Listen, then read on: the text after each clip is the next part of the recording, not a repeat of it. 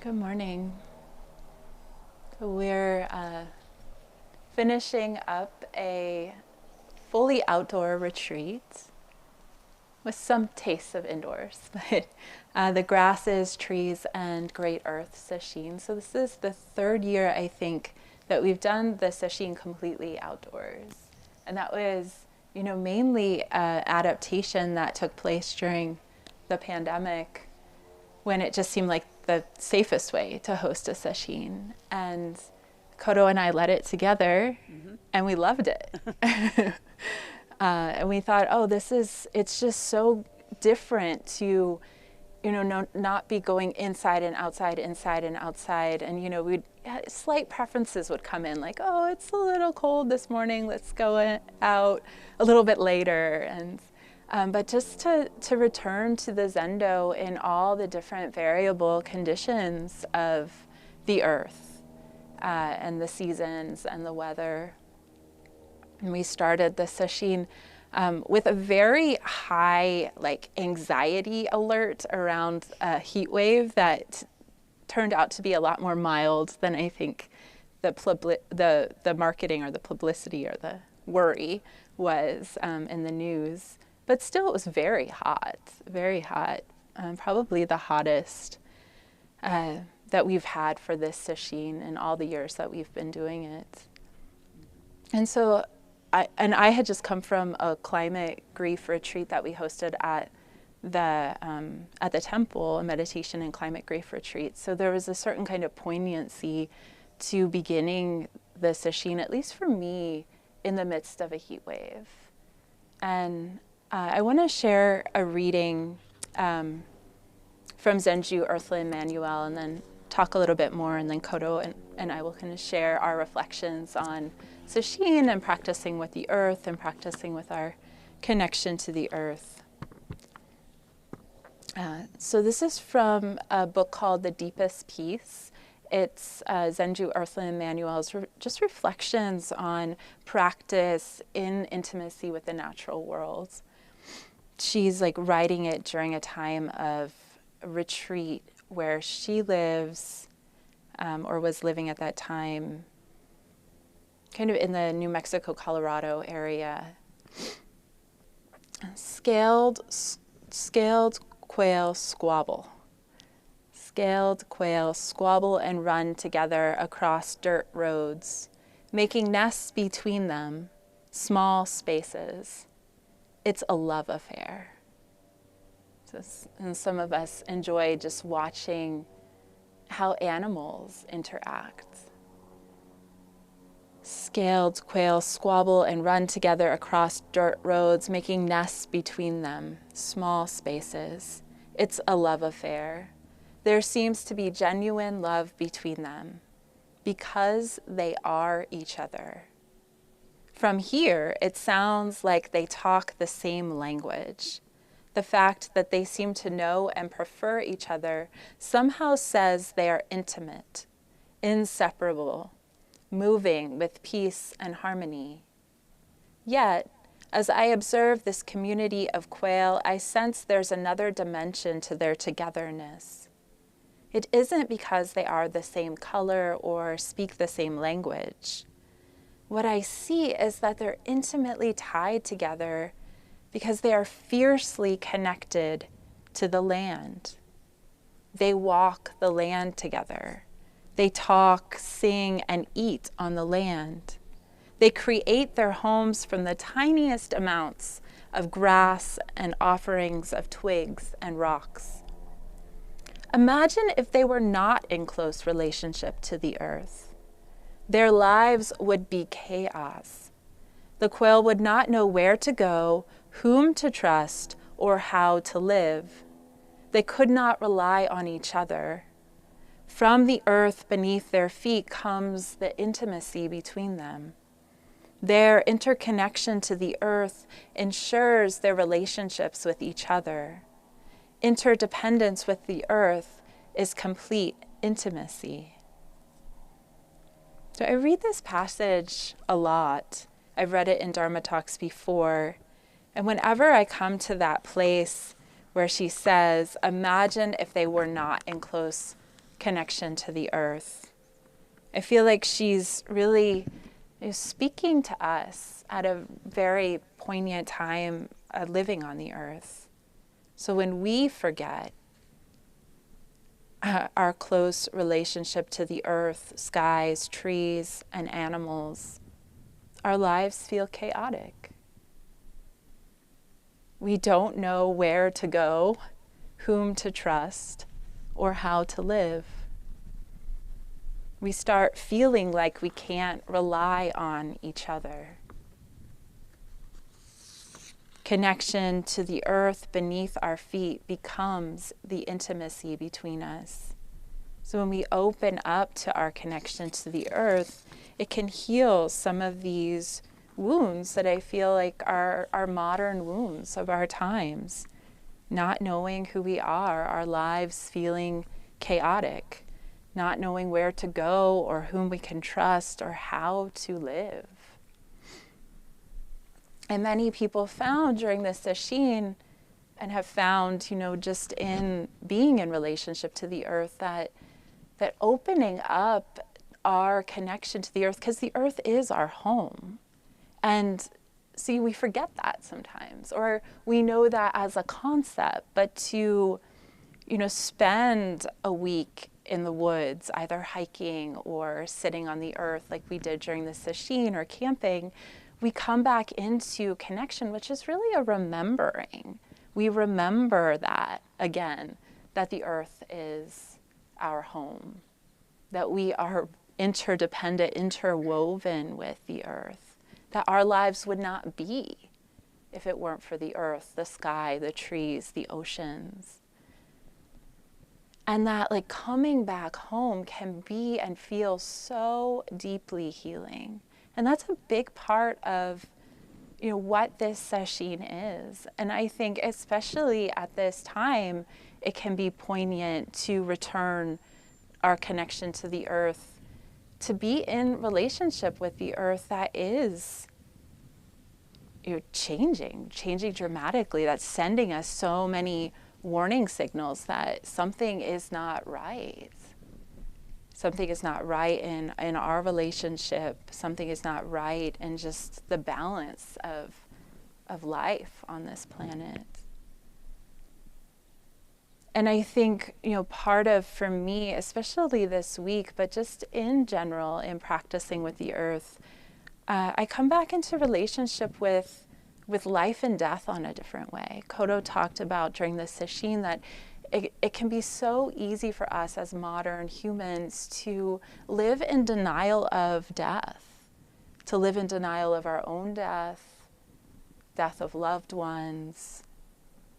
And that, I think, can contribute to climate denial.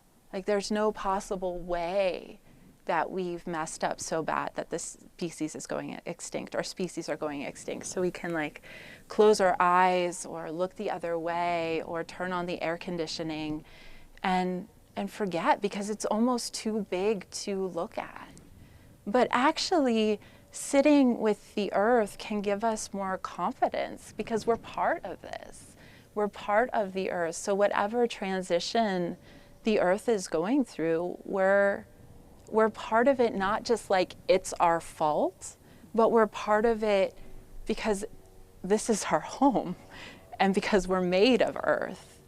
And there can, I feel, be just more acceptance that this life is going to end, this body is going to become earth at some point, no matter if it's during a mass extinction or because of old age.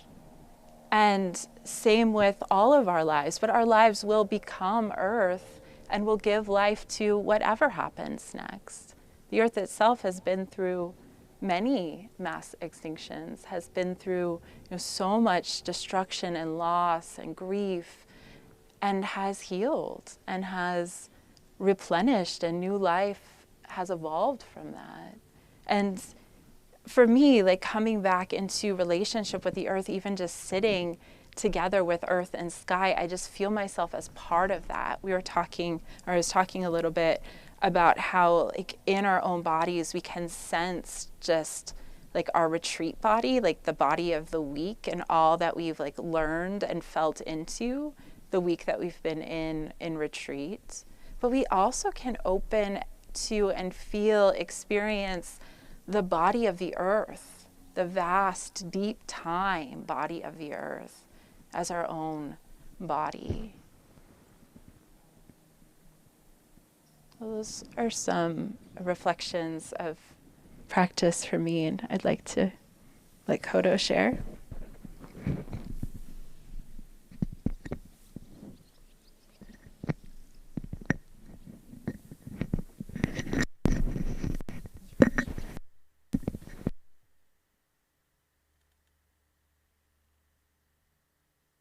Thank you, Kisei.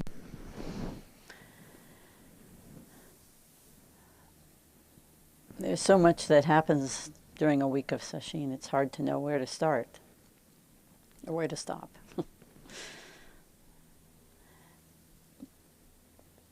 One of the passages that I read was from Robin Wall Kimmerer, who's a professor of environmental and forest biology. She's a trained biologist, but she's also a Native American and grew up in that community. And so she brings together her heritage along with her scientific and environmental understanding and passions.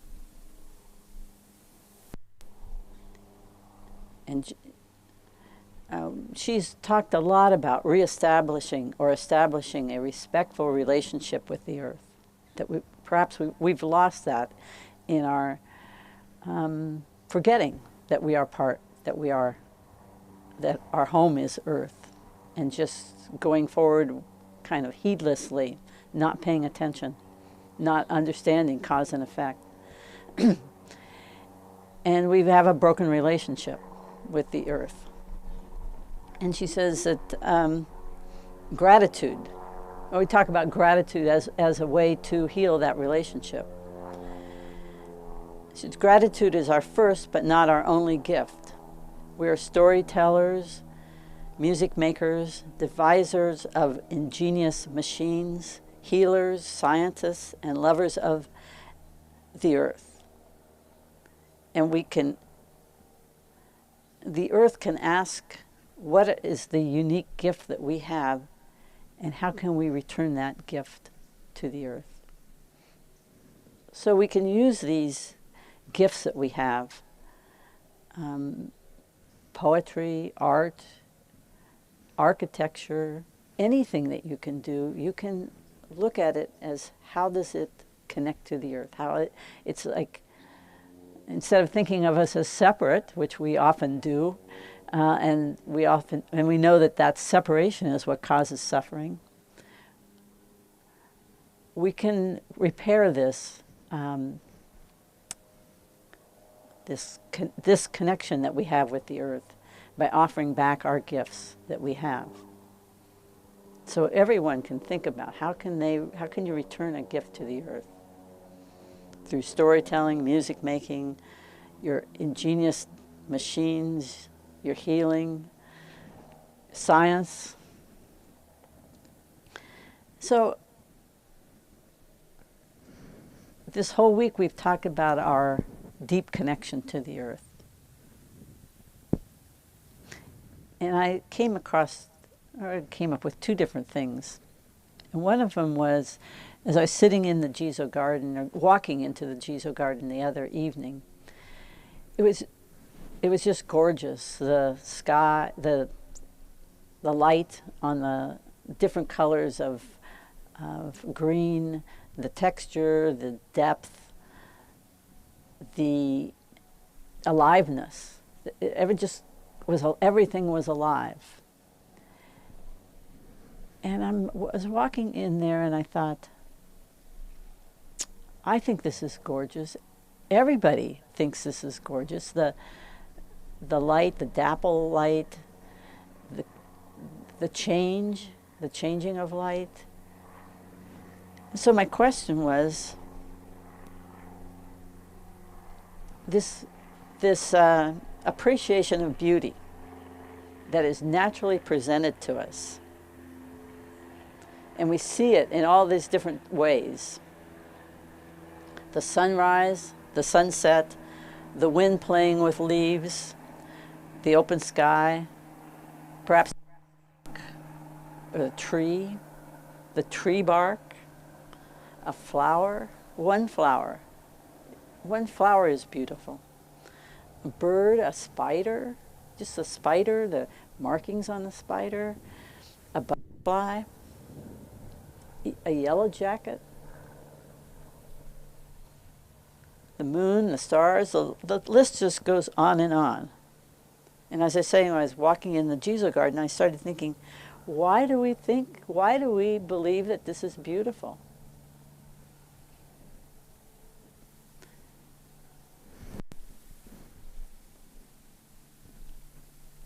What makes us think this is beautiful?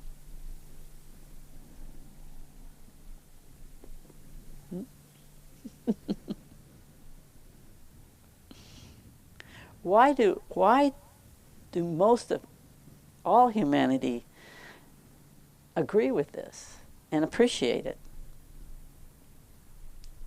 And then why do we try to replicate nature in our art, or in our architecture, or in our music, or in our poetry?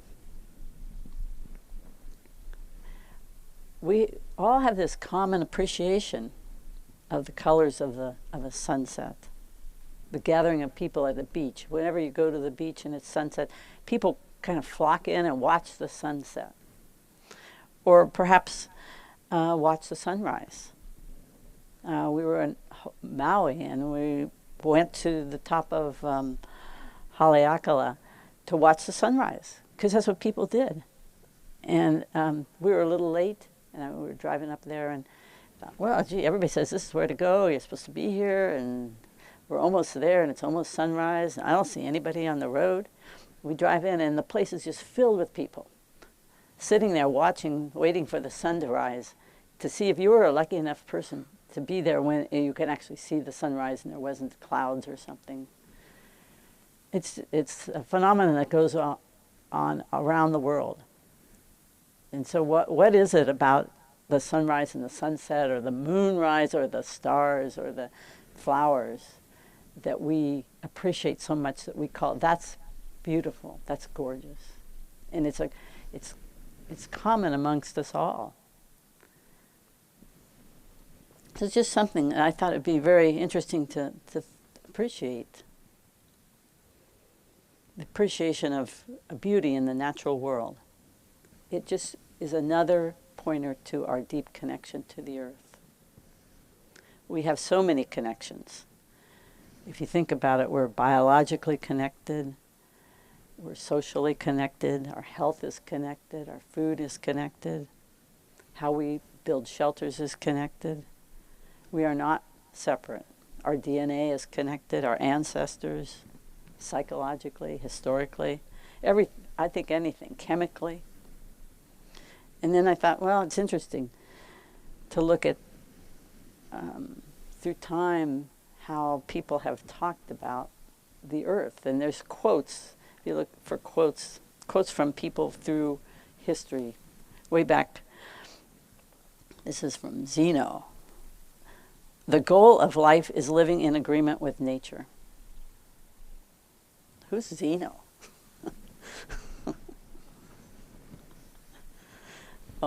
Pre-Socrates, Greek philosopher. I mean, the Buddha, 2,500 years ago, sat outside. And I like this, sitting outside. And just imagine that all the words that you hear, it's not going to be written down, it's not going to be recorded, you can't go back and listen to it again.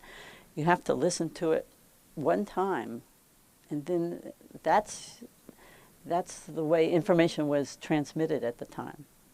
So I could see where information from the earth might be more readily available.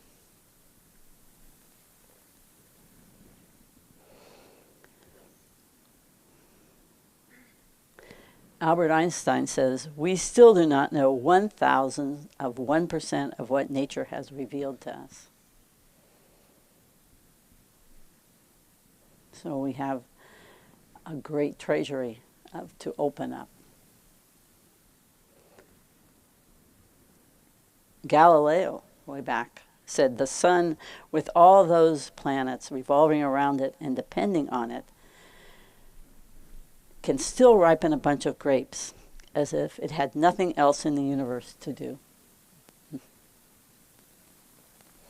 And I think it's interesting that these words and quotes have been preserved over millennium and hundreds of years.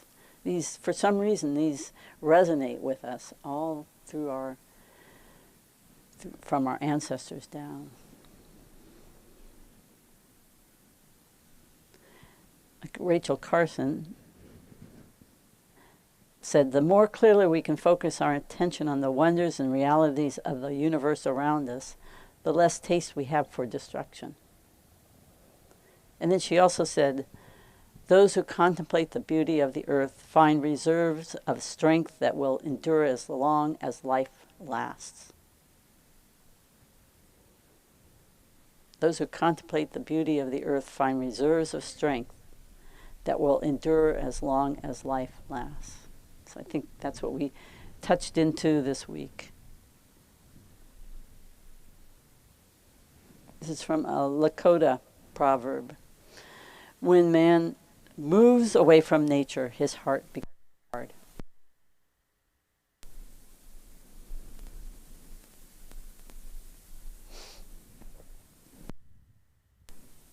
Now, I found for me some scientific data along with experience and actually touching the earth, looking at the sky, being outside for these last over 150 hours.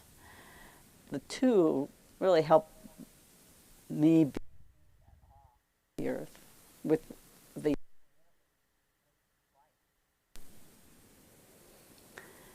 so the idea that we are born of the same thing, we are made up of the same thing as the earth is very intriguing to me. The human body is 99%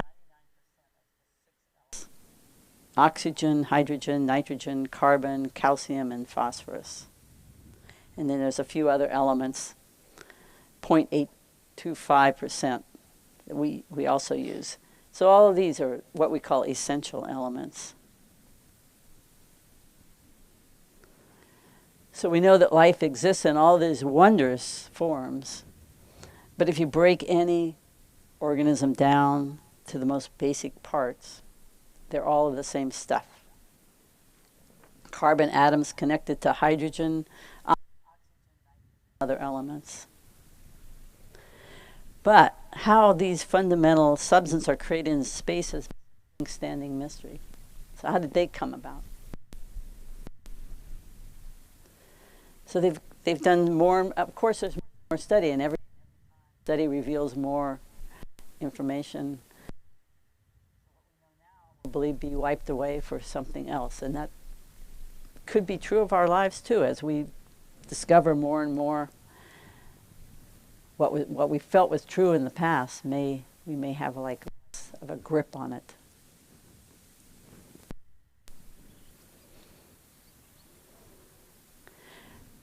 I used to think that perhaps that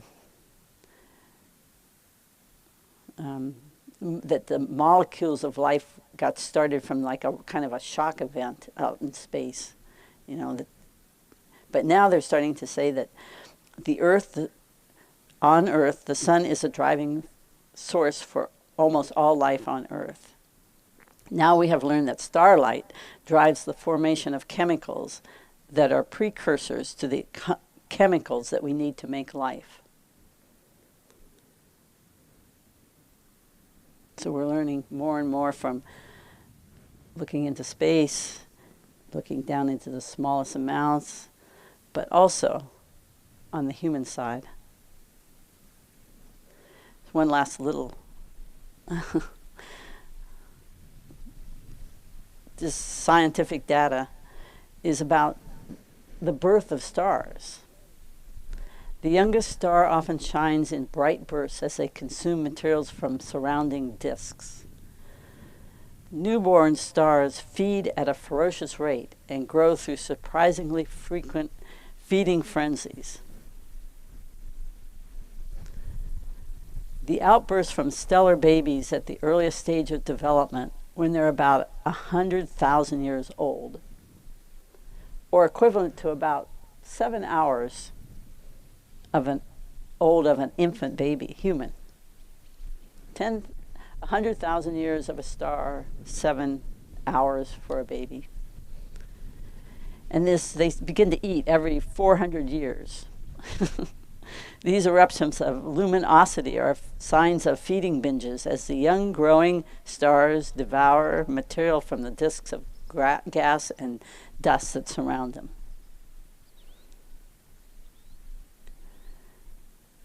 So we're now be able to see how stars are developing. It's not so much different than a human.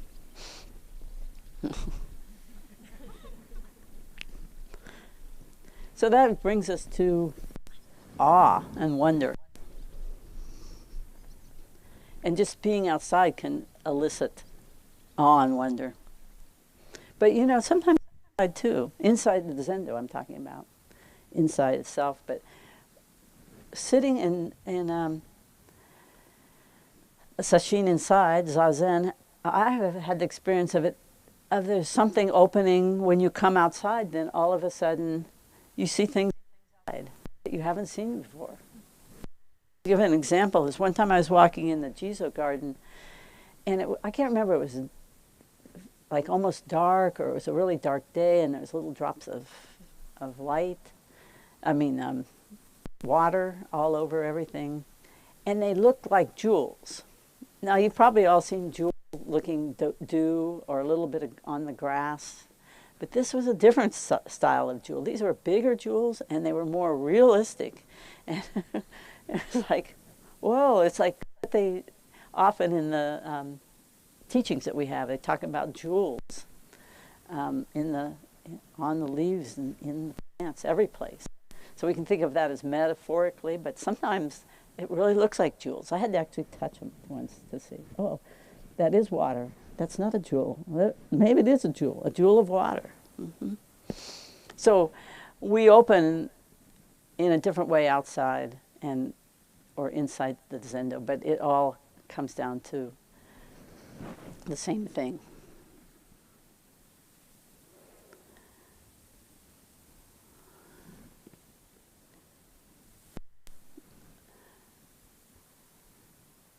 Toni Morrison says, life, birth, and death took place on the hidden side of a leaf.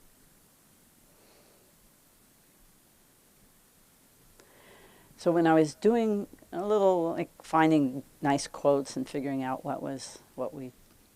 how to relate to people at different ages and stages of practice and life. And for my generation, there's quite a few that I'm familiar with, and I know about the people that talk about the earth, and before my generation too, like John Muir, and I'm starting to find where are the voices of the younger people who have actually touched the earth. And Kisei just read one beautiful story about quails. And I'm just wondering, where are the rest? So many of the younger voices are talking about the destruction and the grief of climate change. And that's important to talk about and to look at. But I'm going to invite people to think about, perhaps you can be one of these new writers or express your appreciation of and connection with the earth.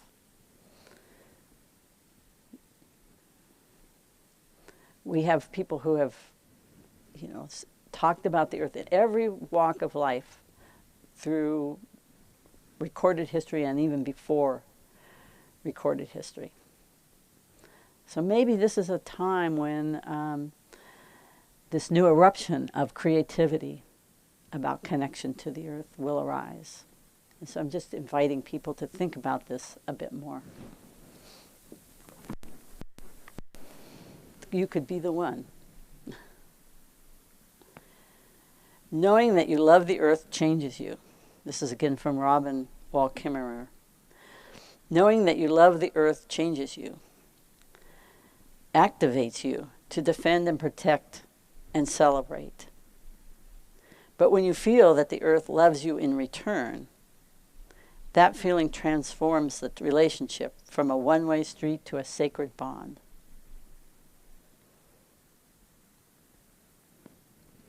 So that's kind of my rambling of thoughts. And it always generates more thoughts for the person who's next.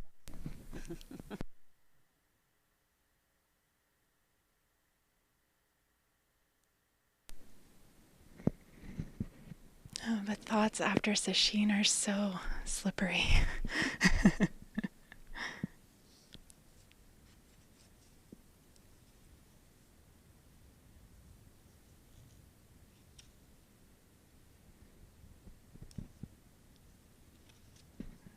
Yeah, I was reflecting, with the last period of Zazen, just how sitting on the earth has been a meditation before the word meditation even existed. And our ancient ancestors for thousands and thousands and thousands of years just lived and dreamed and sat with and meditated with the earth and felt probably a deep intimacy that we only taste like a shadow of at this point in our lives, because we're able to go inside and have books and entertainment and other ways of being, that the relationship with the earth isn't like a live or die relationship. And there are still so many people who live on the earth, who live in deep intimacy and know the medicines of the forest and live in maybe what we could call right relationship with the earth. I was reading Martin Partel. Am I saying? I don't know if anyone knows that person. I was reading something he wrote as I was preparing for this sesshin, and he was talking about grief babies, which is probably the early origins of what we call domesticated animals or pets. And apparently exists across cultures. When humans would kill a mother for food, a mother buffalo or deer or monkey, they would raise the baby in their family as if it were their own child. And so people grew up in those tribes with a deer as a brother, or a monkey as a sister or a cousin. It's just like a different kind of intimacy to have wild animals as your kin, to really see that, to really see the earth as kin.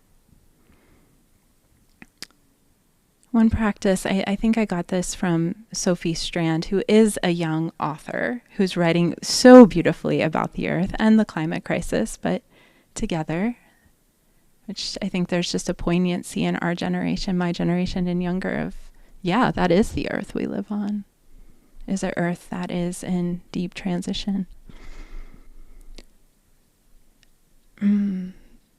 But one practice that she recommended is, fall in love with one thing. One thing, just let yourself fall in love with one being on the earth, because that will open up all sorts of interconnection. And we can fall in love in so many different ways, and people really tasted that during sesshin. There's like the intimacy of, really just sitting with another being. And then some people talked about being seen by that being, feeling really seen by, loved by perhaps that being. And we can also learn about it. So we had this like deep kind of somatic learning that happened during sesshin, wordless intimacy, sometimes intimacy that involved us asking questions to the tree and feeling like we received answers. And there's the intimacy of getting to know something by doing the scientific research that Kodo just shared with us, like learning about the history of noble firs in this area, or the history of the place where you live, or the land that we've been sitting on. There's so much that we can learn that can spark new curiosities and loves and ways of being engaged, perhaps, in relationship and reciprocity with the earth.